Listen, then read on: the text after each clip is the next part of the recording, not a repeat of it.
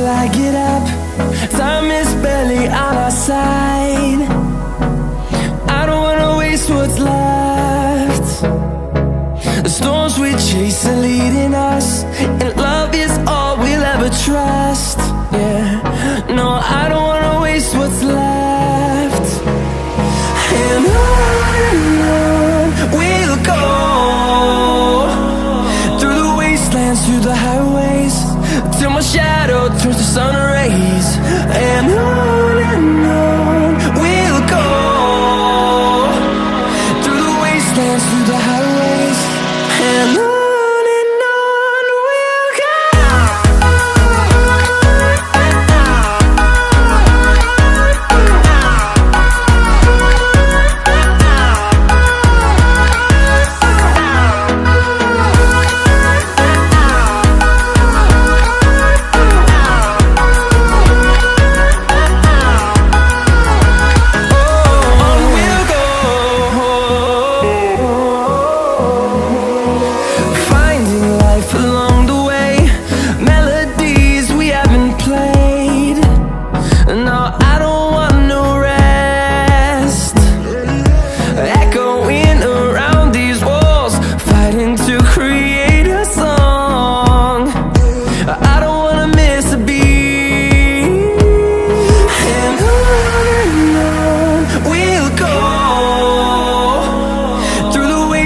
Through the highways, till my shadow turns to sun rays.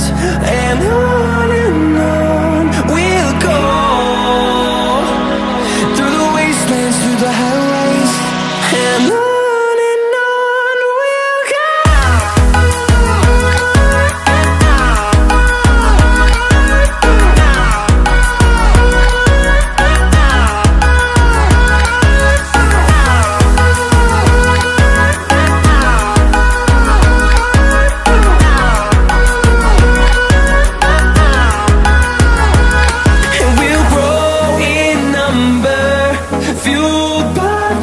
See the horizon, turn us to thousands, and we'll grow in number, fueled by them. To see the horizon, turn us to thousands, and on we'll go,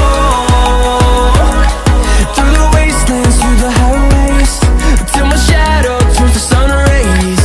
And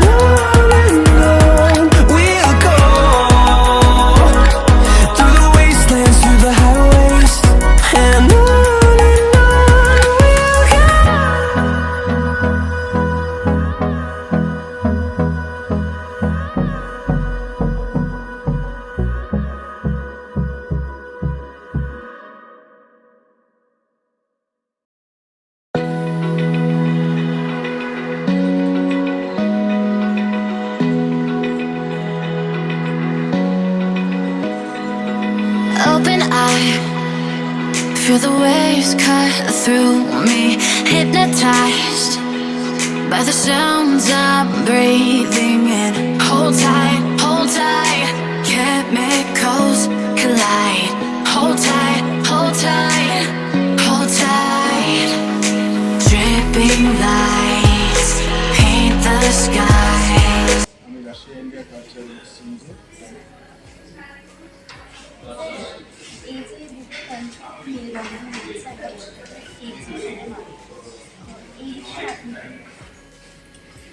নীলবন্ধন দেখো, দুটো আমাদের যে দুটো দেশ Russia India, এটা কিন্তু সব থেকে মানে বলা যায় মানে নেভার, এদের মধ্যে কোনো ঝগড়া হয়, এরা সবসময় বন্ধুত্বের মধ্যে ছিল এবং আমাদের জন্মমুহূর্ত থেকে সবসময় পাশে আছে, সুখে দুঃখে সব আমাদের সেই। আমি যেহেতু রাশিয়াতে বিগত 40 বছর ধরে আছি, আমি সেটা আরও বেশি করে জানি।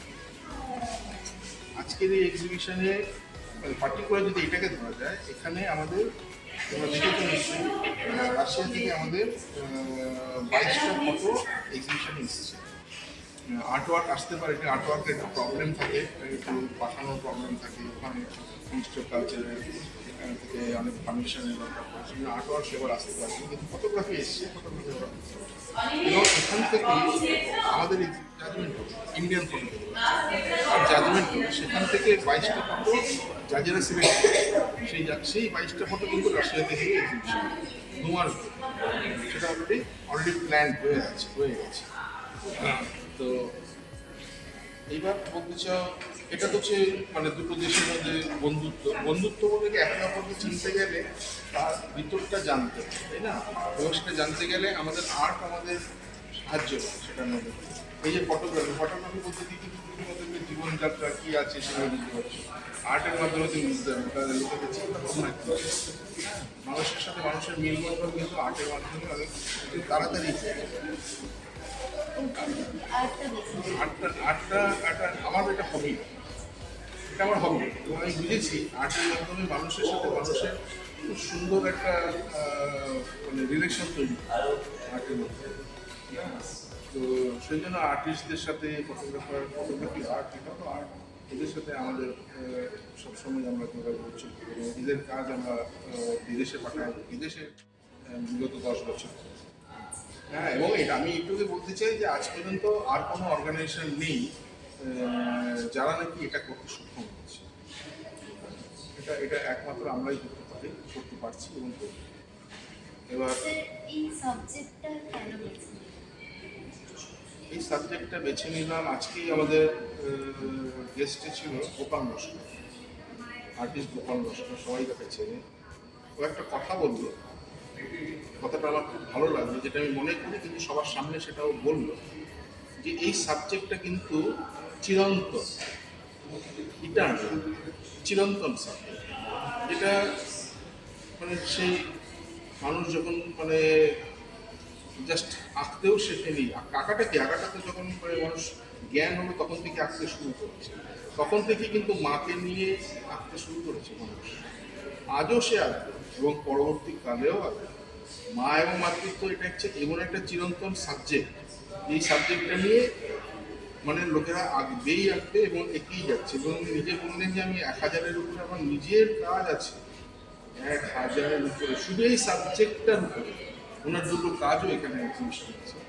তার মানে কি আর্টিস্টদের মধ্যে, এবং তুমি এখানে আসলেই দেখতে পাচ্ছ যে হ্যাঁ মানুষ তো আসছে, তাই না, ফটোগ্রাফিও তুলছে, এই সাবজেক্টটা প্রিয়, কেন এটা একটা চিরন্তন সাবজেক্ট এবং সবসময় এটা এবার ব্যাপারটা হচ্ছে কেন বেছে নিলাম আমি এই সাবজেক্ট, এটার পিছনে একটা অন্য ধরনের ঘটনা আছে। ঘটনাটা হচ্ছে অনেকটা ট্র্যাজেডি ঘটনা বলা যেতে পারে।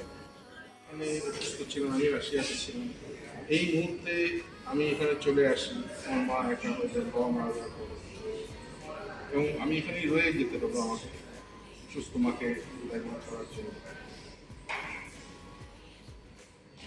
কিন্তু দেখা গেল কি আশেপাশের সমাজের এবং আত্মীয় স্বজনের মধ্যে থেকেও নানান রকমভাবে কথাবার্তা আসতে শুরু করলো যে ওয়াই, কেন তুই ওখানে এত বড় তোর ব্যবসা, এত সব কিছু ছেড়ে ছুড়ে দিয়ে এসে ওখানে তোর ফ্যামিলি, ওখানে তোর সব কিছু, তুই এখানে মায়ের বিষয়, মাকে বৃদ্ধাশ্রমে দিয়ে দে, মাকে এখানে করে দে। এই যে কথাগুলো আমি শুনেছি, আমি 2 বছর ধরে মার সাথে ছিলাম, মানে মা অসুস্থ ছিলেন, কথা বলতে শুনে কান ঝালাপালা বেড়াচ্ছে, কিন্তু আমি কোনো উত্তর দিইনি, কেন এদেরকে উত্তর দিয়ে লাভ নেই।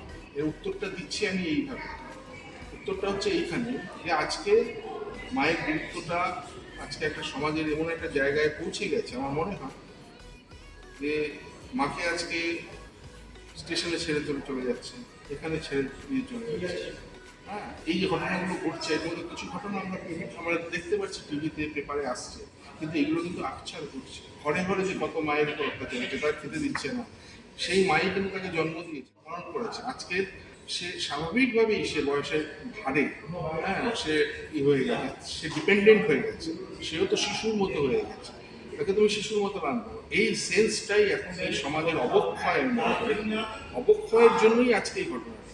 আর আমরা যেহেতু রাইস একটা socio cultural organisation, socio culture আমাদের একটা সোশ্যাল সাবজেক্ট, আমরা এটার মধ্যে দিয়ে একটা বার্তা পৌঁছে দিচ্ছি। এই বার্তাটা হচ্ছে যে মাকে আগে দেখো, মাকে, মা এবং মাতৃত্ব, এটাকে আমি মনে করিয়ে দাও। আজকে আমাদের সাথে যারা যারা আঁকছে সেও কিন্তু ভাবছে, তার বাড়ির লোকেরাও কিন্তু ভাবছে মাকে নিয়ে। হ্যাঁ, ফটোগ্রাফি যারা করছে, আমাদের এক্সিবিশনে যুক্ত আছে, এই যে অ্যানাউন্সমেন্ট হচ্ছে, হাজার হাজার হাজার হাজার লোক কিন্তু এই সাবজেক্টটা নিয়ে সবসময় চর্চা হচ্ছে। আবার চর্চা হতে হতে কারো এর মধ্যে হয়তো কারো একজনেরও যদি মনে পড়ে, আরে আমার মাকে আজকে ফোন করিনি, অনেকদিন হয়েছে, অনেকদিন তো মাকে ফোন করিনি, একটা ফোন করি তো, আমি মনে করি এখানেই সাফল্য। আমাদের উদ্দেশ্যটাও এখানে, যে এই যে মাকে ভুলে যাওয়া আজকে সমাজের এমন একটা জায়গায় পৌঁছে যাচ্ছে, অবক্ষয় আমি মনে করি যে মার আর দরকার নেই, মা একটা জাস্ট ফেলে দিলাম ডাস্টবিন, এরকম একটা ঘটনা ঘটে যাচ্ছে। হ্যাঁ, এই জিনিসটাই, অবক্ষয়টাকে একটু মানে যদি নাকি আমরা একটু যদি নাড়া দিতে পারি, কারো মনে নাড়া দিতে পারি, এটা জোর করে কিছু হয় না, কিন্তু এটা তুমি জোর করে করতে পারবে। এখানে কেবল মনের নাড়াটা দিতে, এই মনের নাড়াটা দেওয়ার জন্য বিক্রেতা করছে। এবং আমরা যখন শুরু করি আমাদের কিন্তু সবাই মানা করেছে, আর্টিস্টরা, ফটোগ্রাফাররা, করতে পারবি না, কারণ তোদের কাছে পার্টিসিপেন্ট এত আসবে না, এত ভাড়া করে, এত এই করে তুই খরচা করবি, লস হবে। এবার লস হওয়ার হবে, আমি আমার মায়ের জন্য যা খুশি তাই করবো, আমার যা হবে দেখা যাবে। আমি তখন এই যে ডেডিকেশন নিয়ে আমি করলাম, একটা চ্যালেঞ্জ নিয়ে, আজকে দেখি না এক ছাদের নিচে আমি এক করতে পারি কিনা, তখন আমরা যেটা চ্যালেঞ্জ নিলাম। হ্যাঁ, আর্টিস্টরা আঁকছে, ফটোগ্রাফাররা ফটো তুলছে, কিন্তু তাদের এক ছাদের নিচে জড়ো করা যাচ্ছে না, করছে না। আমরা সেটাই বললাম, ওটা চ্যালেঞ্জিং। আমরা একটা প্রজেক্ট, আজকে আমাদের 5th ইয়ার এটা হচ্ছে, 5 বার হয়ে গেছে অলরেডি। হ্যাঁ, সেটা আমরা চ্যালেঞ্জিং নিয়ে করছি, যে বারবার আমরা করবো, বারবার করবো। এবং যত দিন যাচ্ছে আমরা দেখতে পাচ্ছি আমাদের এই পার্টিসিপেন্ট করার জন্য সংখ্যা বাড়ছে। আমরা যত বাড়ছে তত আমরা সিলেক্ট করছি, সিলেক্ট করে, কারণ আমাদের তো দেখো হলটাকে তো আর বাড়াতে পারবো না, ওটা তো ক্যাপাসিটি যেটুকু আছে সেটুকু। আজকে মনে করো ফটোগ্রাফি আমার কাছে 300 পড়েছে, আমি এখানে মাত্র 100 ফটোই করতে পারবো, কারণ আমি ওর মধ্যে থেকে বেছে বেছে নেব। ফটোগ্রাফি, পেন্টিংয়ের ক্ষেত্রেও সেরকম। তো সেই জন্য সেই জন্য আমি কি হচ্ছে, আমাদের প্রথমে যেমন খুবই কম সংখ্যায় আসতো, কিন্তু শুরুটা হয়েছিল। এখন আমরাই নিজেরাই বেছে নিই যে কোনটাকে নেবো, কোনটাকে নেবো না, কারণ আমাদের ক্যাপাসিটি অনুযায়ী আমাদের। আমরা একটা বুঝতে পারছি আজকে এটা অল্প হলেও একটা নাড়া পড়েছে, এবং লোকেদের মধ্যে যদি এটা চলতে থাকে, আশা করি মানে হয় না, ছোট ছোট বিন্দু বিন্দু বিন্দু বিন্দু দিয়ে একটা সমুদ্র তৈরি, তাই না, ড্রপস দিয়ে, যেটা আমাদের ছোট্ট একটা প্রচেষ্টা। সামাজিক এটা অবক্ষয়ের দিকে আমি নিজের সবসময় অবক্ষয় কথা বলি, কারণ এটা কখনোই আমি যখন বড় হয়েছি আমাদের ফ্যামিলিতে বা আমাদের ওইসবে আমরা দেখিনি, শুনিনি, সেই মানুষগুলো আজকে এইরকম ধরনের কথাবার্তা। এবং আশেপাশে আমি দেখছি সোসাইটিতে দেখছি যে এইরকম ধরনের ঘটনা ঘটছে।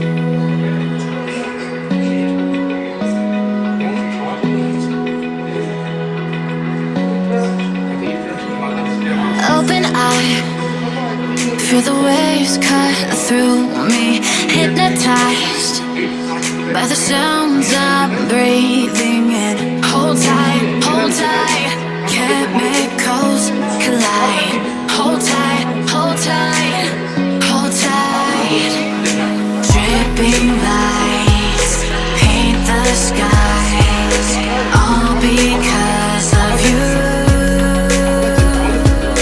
Dripping lights paint the skies, only you can make me move. You can make me move. Can make me move. You can make me move. এটা কি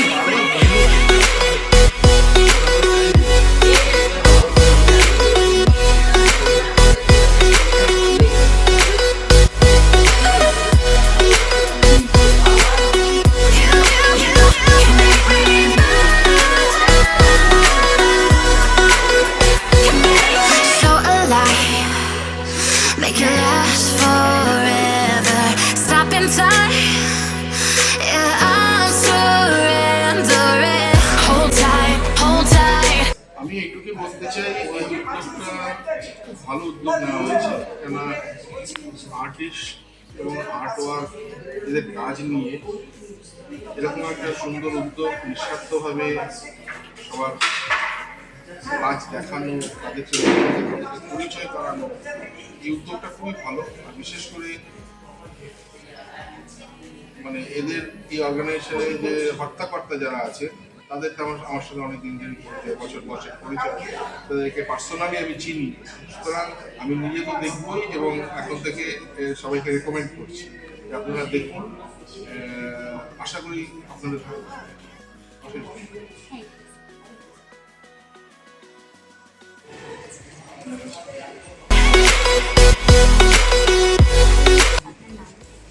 আমার নাম সুমিত্রা।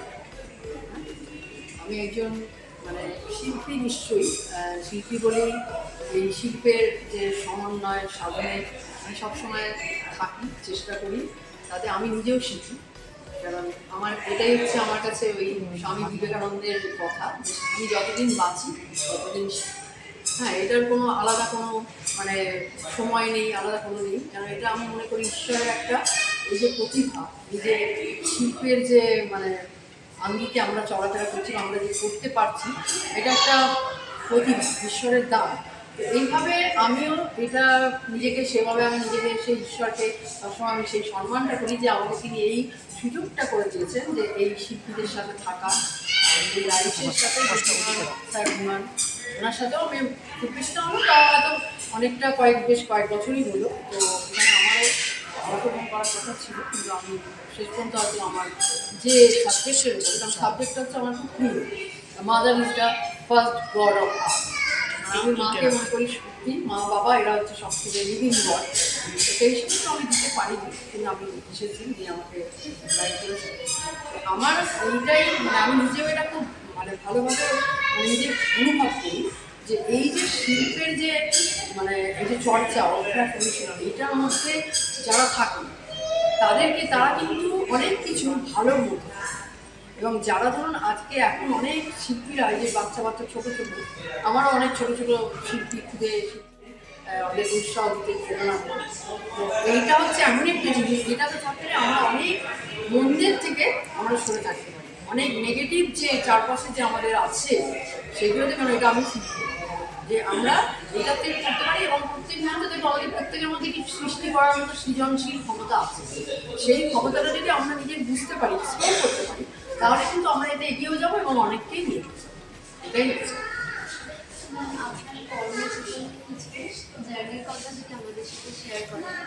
আমার কর্মজীবন মানে আমার কর্মজীবনটা হচ্ছে খুবই কী বলবো মানে অত্যন্ত ঘটনাবহুল এবং বৈচিত্র্যপূর্ণ। এবং আমি এই কাজকর্মের মধ্যেই রয়েছি অনেক মানে বছর ধরে। তারপরে ধরুন এই যে আজকে একটা মহামারী হয়ে এলো, তখনও কিন্তু আমার কাজকর্ম হয়তো একটু বন্ধ হলো, স্থগিত হলো, সবারই হয়েছে। কিন্তু আমি কখনো নিজেকে মানে কখনো আমার হতাশা আসেনি, নিরাশা আসেনি, এবং আমি কখনো মনে করিনি যে কি একটা হবে। আমার এই যে সুন্দর যে আমার শিল্পের যে গভীরতা নিয়ে, আমার ভেতরের সৌন্দর্য নিয়ে আমি খুব আনন্দে ছিলাম এবং সেটাই আমি সবাইকে প্রকাশও করি। আর আমার কর্মজীবন এইভাবেই আমি ধরুন যে আমার যে কাজকর্মগুলো এগুলোই আমার সৃজনমূলক কাজকর্ম, মানে লোককে প্রশিক্ষণ দেওয়া, একটু সরকারিভাবেও আমি কিছু কাজকর্মের সাথে যুক্ত সেটা ছিলাম, তাদেরকেও করানো। যখনই যেখানে গেছি অনেক মানুষ তারা নতুন বন্ধু হয়েছে, নতুন তাদেরকে শিখিয়েছে, আমি যা পারি সেটাই মানে আমি এমন কিছু নিজেকে একটু ভাবি না, তাদের বন্ধু হয়ে তাদের সাথে থেকেছি, তাদেরকে উৎসাহ দিয়েছি এবং তারা উৎসাহিত হয়েছে, আমার আনন্দ হয়েছে। তারা এখন ভালোভাবে কাজকর্ম করে, স্বনির্ভর যে সরকারের যে পদ্ধতিগুলোতে তারা এই সুযোগগুলো নিয়ে অনেকেই আমার স্টুডেন্টরা আছে, তারা এইসব কাজ করে। এটা আমার পরম প্রাপ্তি। বিগিনার মানে যারা একদম শুরু করছে তাদের কাছে একটাই কথা, যেটাই প্রত্যেকের মধ্যে যা ভালো আছে, প্রত্যেকের মধ্যে কেউ আছে এখানে ফটোগ্রাফি, কেউ আছে কিছু করো, কেউ যে কোনো আর্টের ফিল্ডেই যা কালচার, এটাই হচ্ছে কথা যে আমার ভেতরে কি আছে, আমি অন্যের উপর ফোকাস করি, আমি সবসময় নিজের উপর ফোকাস করি।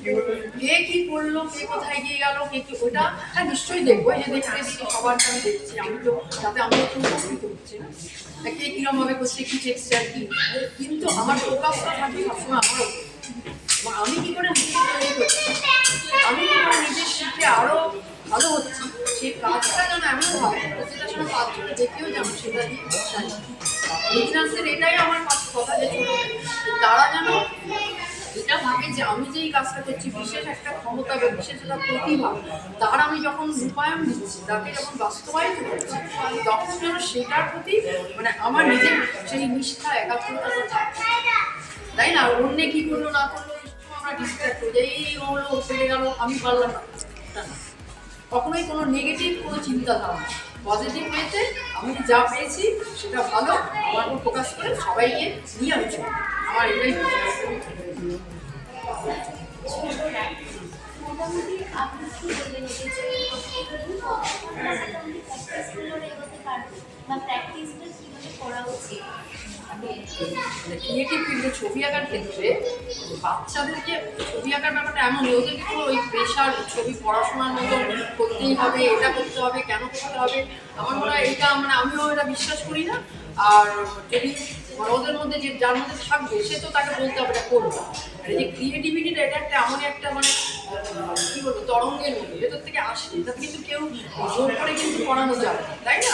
এটা আমার মধ্যে আছে বলে মানে আমার স্কিল চাইল্ডহুড থেকে এখন আমি এই যে আরও মনে হচ্ছে আমি সব কিছুই কত বেশি তো ছোটদের মনে হয় আমার মনে হয় তাদের যারা বাচ্চা আছে সেই বাচ্চারা মানে তাদেরকে উৎসাহ দিতে হবে, রং বা যা যা কিছু দিয়ে করলে ভালো লাগে, যতটা তারা করতে চাইবে ততটাই কোনো রকম চাপ নিয়ে কোনো রকম জোর করে তাদেরকে না, কারণ এটা একটা মানে কী বলবো মানসিক শান্তি বা মানসিক একটা সৃষ্টিটা তো মানে নিজের একটা আনন্দ, সৃষ্টির উল্লাস, তাই না? সেই একটা আছে না কবিতা সৃষ্টি সুখের উল্লাস, তো সেইটা যেন সেই উল্লাসটা যেন তার মধ্যে থাকে, কোনো রকম শাসন করে কোনো রকম চাপ দিয়ে সেটা হয়, ওদের স্বতঃস্ফূর্ত যদি থাকে এটাই আমার উল্লাসের এটাই, কিন্তু চর্চা করতে হবে, মানে ও করলো পেলো বাবু একটা কম্পিটিশনে প্রাইজ পেয়েছো আমিও পাবো, ঠিক আছে তুমি চর্চা করো, তুমিও পাবো, আশা রাখো, আশা তো হারানোর জন্য তোমাকে এগিয়ে যেতে হবে, তাই না?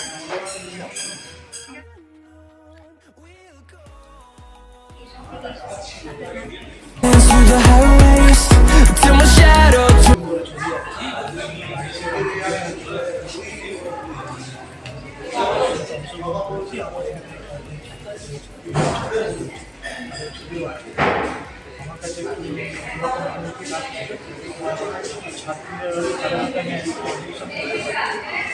একটা আলাদা ভালো লাগছে তাদের সাথে পাশাপাশি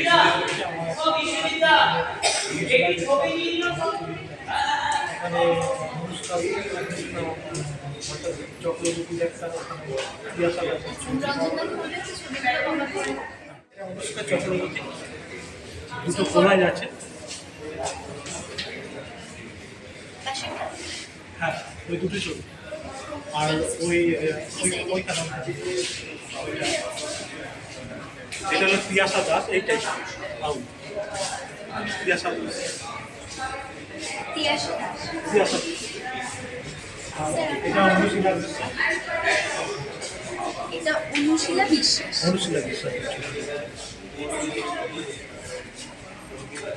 এবার আমার ছবির মধ্যে আমি ম্যাক্সিমাম অ্যাক্রিলিক কালারিং আগে অয়েল করতাম, কেননা আমাদের মানে এখানে যে অয়েলের যে মানে ওয়েদার সেটা হলো ফান্ডাস ওয়েদার, কালো ওয়েদার, তার জন্য অয়েলের জন্য আমি অ্যাক্রিলিকের ছবি আমার ছবির ধরনটা এরকম ধরনেরই এই ধরনেরই আমার একটা নিজস্ব ধারা এসেছে, যেটা হলো একজন আর্টিস্টের পক্ষে একটা ভালো মানে সিম্বলিক ব্যাপার থাকে, সেটা এগুলো কাজ করতে করতে আসে, সেটা হলো একটা পরিস্থিতি বাড়ায়, যেটা এই অমুকের ছবি মানে নাম আমি সইও না করি আমার অমুকের পরিস্থিতির ছবি এটা বোঝাই যায়, এটা একটা ভালো দিক। আর রাইসের অনুষ্ঠানে যারা যারা উদীয়মান যারা শিল্পী যারা উঠিয়ে আসবে বা আগাতে ভালোবাসবে তাদের তুলে ধরছে বিমানবাবু এরা রাইস থেকে, এটা ওনাদের ভীষণভাবে মানে ধন্যবাদ জানাই। মানে এই এক্সিবিশনে আমি দেখলাম যে অনেকে যারা আছে যাদের ছোটো ছবিগুলি মানে দর্শকের মানে সামনে আসবে কে আসবে তার ধারণাই নেই, তারা ছবি আসছে কিন্তু তাদের দীর্ঘদিন ধরে এইসব মানে বিনোদনবাবুরা তুলে ধরছে। এটা একটা ভালো উদ্যোগ। এই উদ্যোগে আমি হতে পেরে আনন্দ নিচ্ছি, আমিও শিখছি, আমার স্টুডেন্টরাও শিখছে, সবাই শিখছে। এবারে এই শেখাটা তোমার নামটা মেঘনা দাস। আমার এখানে এসে খুব ভালো লাগছে। ছবি দেখছি, কাজ দেখছি, মানে মানুষের কাজ দেখছি, মানুষ ছবির সাথে আছে, খুব ভালো লাগছে। আর এই ছবিটা মানে দেখেছিলাম একটা দেখে, তারপরে নিজে ক্রিয়েটিভিটি কিছু করেছিল, মানে কিছুটা ফোনে দেখেছো, হ্যাঁ কিছুটা নিজে দেখে। তুমি এখানে একটা কত ছবি জমা করেছো? আমি এখানে একটা ছবি আছে, আর ছবিটি একটু জুম করে খুব সুন্দর হয়েছে ছবিটা। আমি তো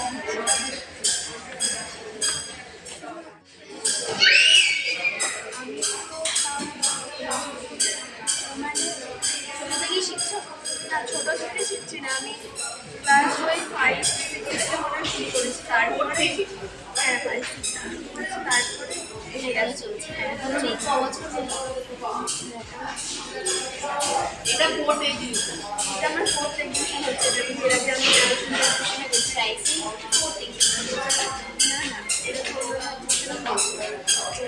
ফার্স্ট এক্সিবিশন। ইন ফিউচার কি আঁকা নিয়ে নিতে চাও? কাজ করবো, ওদের সাথেও যুক্ত থাকবো। তোমার এখন এসে কেমন লাগছে? এখানে এসে খুব ভালো লাগছে, তোমার সাথে